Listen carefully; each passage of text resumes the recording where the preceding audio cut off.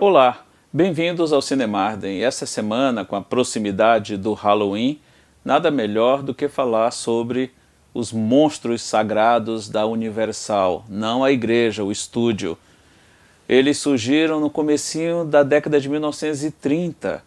O filho do dono do estúdio, o Carl Laemmle Jr., resolveu fazer histórias que envolvessem grandes monstros, grandes criaturas assustadoras da literatura. Naquela época, anos 20, anos 30, os estúdios hollywoodianos estavam ainda surgindo, se estabelecendo, e era muito comum eles se especializarem em determinados tipos de filme. A Universal resolveu investir no cinema de terror. E aí se produziu o primeiro filme do gênero, Drácula, em 1931, que trazia Bela Lugosi no papel título.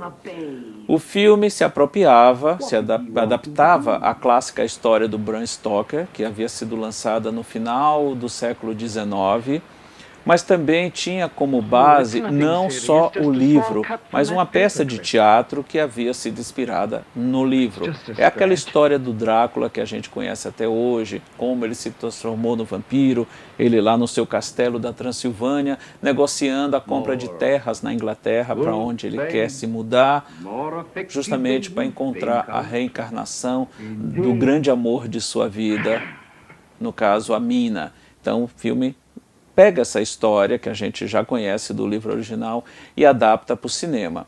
Não foi a primeira vez que um filme de vampiro foi feito, e muito menos um filme do Drácula, né? Murnau já havia feito o Nosferatu, ele não conseguiu chegar a um bom termo na negociação dos direitos de adaptação com Bram Stoker e terminou contando a mesma história com um nome diferente. Outros filmes também já haviam sido feitos tendo a figura do vampiro, mas foi este Drácula de 1931, dirigido pelo Todd Browning, que estabeleceu toda essa mitologia cinematográfica que a gente tem até hoje do vampiro e do Drácula, a questão de sugar o sangue, furando as jugulares, de virar morcego, de viver na noite, de dormir no caixão, de usar preto, todas essas referências, todos esses ícones que a gente associa hoje, até hoje, ao vampiro, foram estabelecidas com este filme. Nos dias de hoje, aos olhos de hoje, pode até parecer meio tosco, não causar tanto susto assim, mas imagine isso em 1931. O filme foi uma grande sensação, foi um grande sucesso e abriu caminhos para que o estúdio continuasse investindo neste gênero. No mesmo ano, eles lançam Frankenstein. O Drácula havia sido lançado em fevereiro, o Frankenstein sai no mesmo ano, lá por novembro, mais ou menos.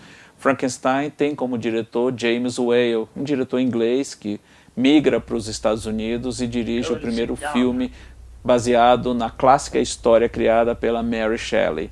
O monstro Frankenstein, que ganhou vida no cinema com o ator Boris Karloff, que ficou famosíssimo não só por outros trabalhos que ele fez depois, mas principalmente pela figura do monstro de Frankenstein. O mesmo James Whale, já no ano seguinte, dirige O Homem Invisível, que é uma adaptação do clássico livro do H.G. Wells, o mesmo que havia escrito A Máquina do Tempo. James Whale pode ser considerado o grande diretor dessa safra de filmes de terror. Ele que teve uma vida muito conturbada, sofreu muita perseguição, essa perseguição pelo fato de ele ser assumidamente homossexual numa época em que ninguém tinha coragem de insinuar nada nem próximo disso. E ele, desde sempre, assumiu e isso publicamente, e isso custou muito a carreira dele. Ele depois perdeu muitos trabalhos por conta disso. Ele voltou a esse universo dirigindo A Noiva de Frankenstein, que apresenta a figura da noiva do monstro, vivida pela atriz Elsa Lanchester, e também foi um grande sucesso. Nesse meio tempo, a Universal também produziu A Múmia, que, diferente dessas outras 3 histórias, Frankenstein, Drácula e O Homem Invisível, não foram adaptadas da literatura, foram criados especialmente para o cinema. Então temos A Múmia, que veio nesse meio tempo, novamente com Boris Karloff, que havia sido imortalizado no papel do monstro de Frankenstein, ele agora também era a Múmia. E temos então O Lobisomem, que apresentou o ator Lon Chaney Jr. no papel do homem que vira lobo nas noites de lua cheia. Todos esses filmes juntos compõem hoje o que a gente conhece como os monstros da Universal. Tempos depois, eles realizam mais um filme, O Fantasma da Ópera, inspirado numa peça teatral de grande sucesso, que é o único filme colorido dessa safra de filmes com esses monstros, com essas criaturas fantásticas. E fechando esse ciclo, já no comecinho da década de 1950, tem O Monstro da Lagoa Negra, que apresenta uma criatura anfíbia que é capturada por um grupo de cientistas, levada para um laboratório, e lá ele se apaixona perdidamente pela assistente do cientista e escapa do laboratório e leva a garota junto.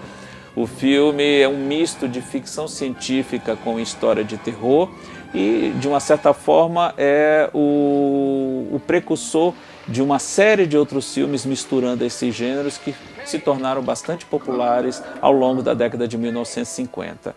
Então, todos esses monstros queridos que povoam o cinema desde então, já há mais de 80 anos, tiveram o seu começo, a sua gênese, nessa série de produções que a Universal produziu entre 1931 e 1954. São histórias e personagens copiadas e copiadas e copiadas continuamente desde então, mas que tem nesse pequeno grupo de 8 filmes produzidos nesse período o grande referencial marcante e importante e fundamental nesse tipo de cinema. Até o próximo Cinemarden.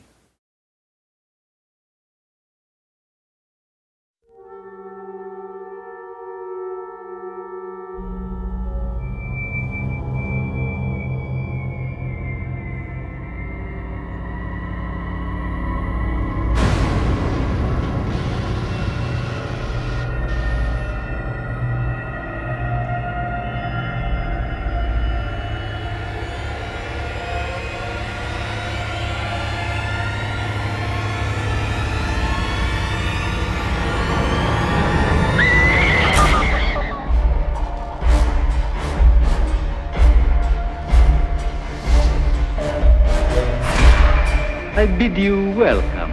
Count Dracula? It's alive. You have created a monster and it will destroy you. Eternal punishment for anyone who opens this casket. Must be a way back. God knows there's a way back. Brought it on yourselves, and now you'll suffer for it. The Bride of Frankenstein.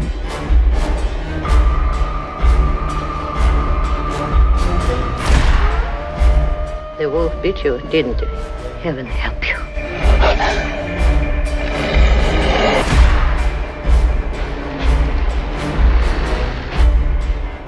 No, something's in the net. Now you'll sing for me, and I'll play, and we'll be together forever.